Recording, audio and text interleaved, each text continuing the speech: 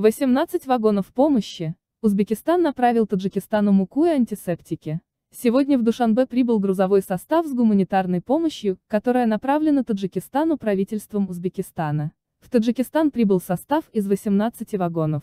В них 1000 тонн муки, антисептические и дезинфицирующие средства, медицинские халаты, перчатки, маски, бахилы, респираторы, очки, сообщили Азия Плюс в правительстве Таджикистана. Там отметили, что гуманитарная помощь в Таджикистан направлена по личному указанию президента Узбекистана Шавката Мирзиёева.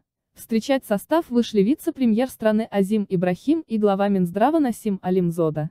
Напомним, сегодня в самом Узбекистане инфицированные COVID-19 выявлены во всех регионах, от коронавируса там скончались уже 3 человека. В соседней стране действует карантин, но жизнь там не останавливается.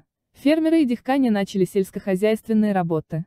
Стратегические промышленные предприятия и застройщики, возводящие важные для государства объекты, продолжают функционировать с соблюдением правил карантина. Ранее правительство США через Агентство США по международному развитию выделило $868 923 США на укрепление способности Таджикистана реагировать на развивающуюся в настоящий момент пандемию COVID-19. Напомним, случаев заражения коронавирусом в Таджикистане не обнаружено, так заявляет Минздрав страны.